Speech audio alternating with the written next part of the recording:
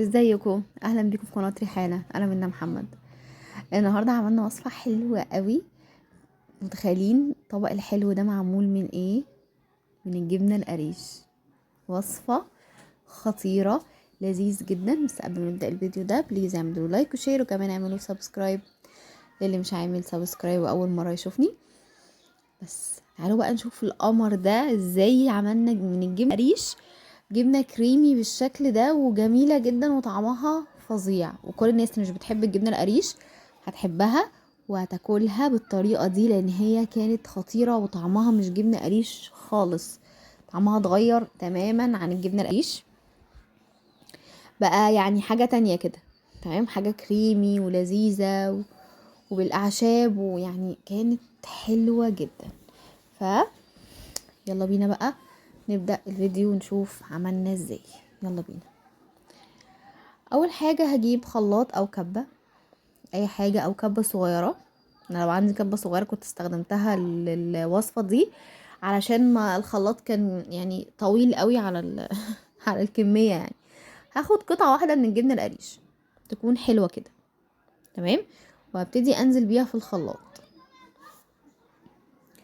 يعني مش عارفه دي وزنها قد ايه بصراحه، بس انتوا شفتوا حجمها يعني عامل ازاي. وبعدين هجيب كوب معياري اللي هو السولز.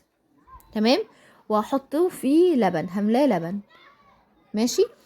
اللي مش عنده الكوب المعياري يجيب كوبايه عاديه وايه ويحط نصها لبن، بس ما يحطهاش كلها. هنستنى شويه عشان نظبط القوام كويس، عشان لو حطيت النص كوبايه كلهم مره واحده ممكن ما احتاجهمش، تبقى يعني بقت ميه خالص، فانا مش عايزه كده. ندخل بقى في الاعشاب. هنحط معلقه من الزعتر. الحاجات دي كلها اختياريه يا جماعه، كل واحد يحط الحاجه اللي بيحبها على حسب ذوقه.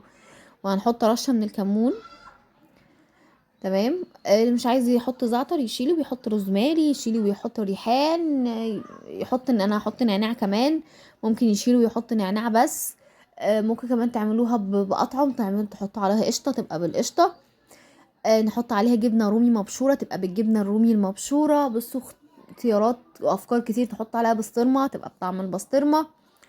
يعني العبوا بقى ايه، زيتون تبقى بالزيتون، فلفل اللي هو الحراق ده تبقى بالفلفل اللي هو الهالبينو الحار ده، تبقى طعمها بتبقى حراقه يعني. بصوا الاختيارات كتيره جدا.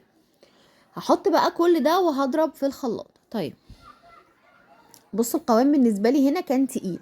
حسيت ان انا عايزه ازود له معلقه تانية من اللبن كده. وكمان هحط زيت، معلقه كبيره كده من الزيت ده بقى يخليها كريمي اكتر.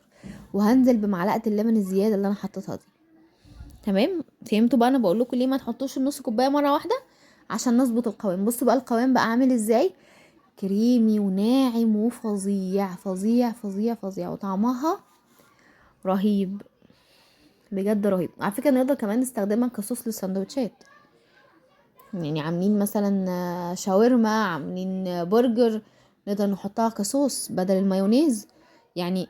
ليها بجد استخدامات كتير قوي غير السندوتشات يعني العادية خالص.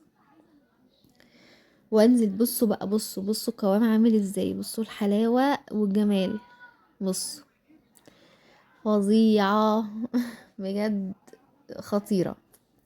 لازم تعملوها كده وتجربوها، هتحبوها جدا جدا جدا. حطوها بقى في بطرمان وتفضل عندكم بقى ايه في التلاجة. تمام، هتقعد تقريبا اسبوع كده. ماشي. تقدروا تستبدلوا الزيت العادي بزيت زيتون، وتبقى هي كده كده وصفة هيلسي، ما فيهاش اي حاجة مضرة خالص. حتى الزيت احنا حاطين حاجة بسيطة يعني. وكمان انا هزود حبة البركة. أم، حبة البركة من الحاجات اللي بتدي تست عالي وفظيعة. وبس انا كده خلصت الوصفة او الفكرة. يا رب تكون عجبتكم وجربوها، بجد هتعجبكم قوي قوي قوي، لان هي بجد يعني تستاهل التجربة.